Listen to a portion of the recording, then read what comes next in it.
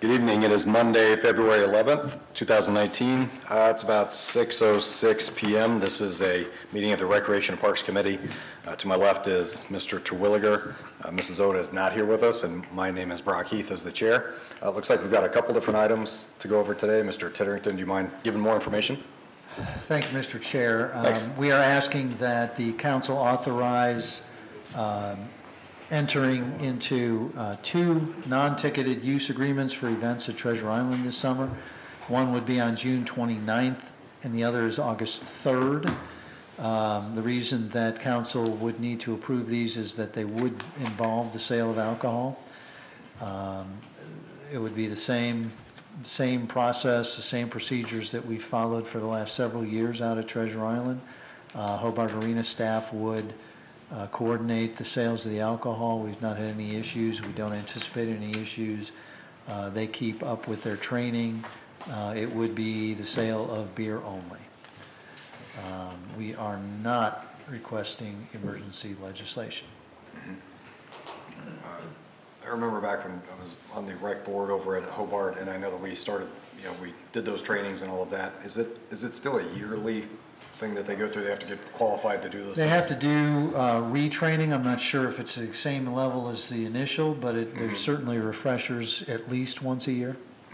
And they'll all be caught up by the time that this happens? Oh, absolutely. Perfect. Any question? And this is rec board approved, It is, as well as park board. and these same dates and activities have existed for 2 years. We've had preceding years? similar, maybe not the exact dates, but we've had 2 to 3 concerts a year for the last 2 to 3 years at Treasure Island that included alcohol. And they have nothing to do with the Strawberry Festival. They do not. The Strawberry Festival is anticipating that they will have a Friday night concert out at Treasure Island, but they will not be selling alcohol or requesting the sale of alcohol. Good. Move forward.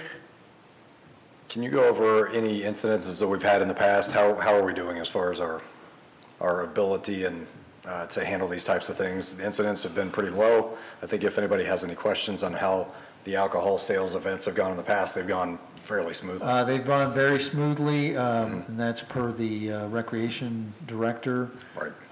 who oversees all of those. We've really had no incidents to speak of, and they continue to do an excellent job out there. Yeah. I've heard nothing but good. They do a great job. Incidences are low to zero, and they know what to do if something like that happens. Do you have a question? Yeah, it has a question, but it kind of deviates from this one. The good old Troy Lumber lot, prior to it becoming a mountain, was a very friendly place to park. Do we have any plan where people are going to be parking now? Well, we are reaching out to Kettering to see where they will be with regards to that property. We had talked to them in the past that once, my understanding is, I know that mound is now gone. And so as they finish up their work, they're anticipating that they'll be starting operation in June, in advance of these concerts starting, hopefully, weather permitting. And so we are reaching out to them to talk to them about being able to reuse that lot as we did in past years. Good. Does anyone else have any questions? Madam President, we've got you in the audience here today. Any other council people or city staff? How would you like to move forward? Move forward. Positive. I would like to move forward as well, and we do not need emergency. Correct. Good. Thank you. Second item, you have a recommendation from the park board. They're asking that the new Miami Shores Clubhouse event concession area be called the Shoreline.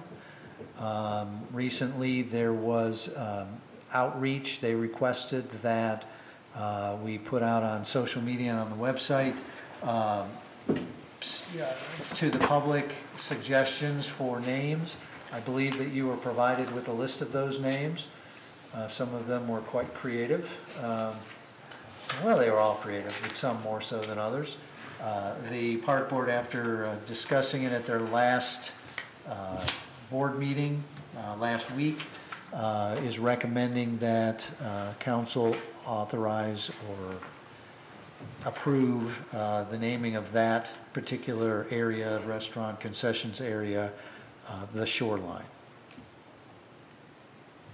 So Patrick's Shoreline got shut down. That got shot down. Okay. It didn't even come up for discussion. Good. That's a good thing. That's good. It's a good thing. That is good. Do you have any objections or questions about this process? No, Do you like the Shoreline? I have to think about it. There's a couple persons that, there were names in there with Ross. He was the architect of the original shores. I thought it had some historic value.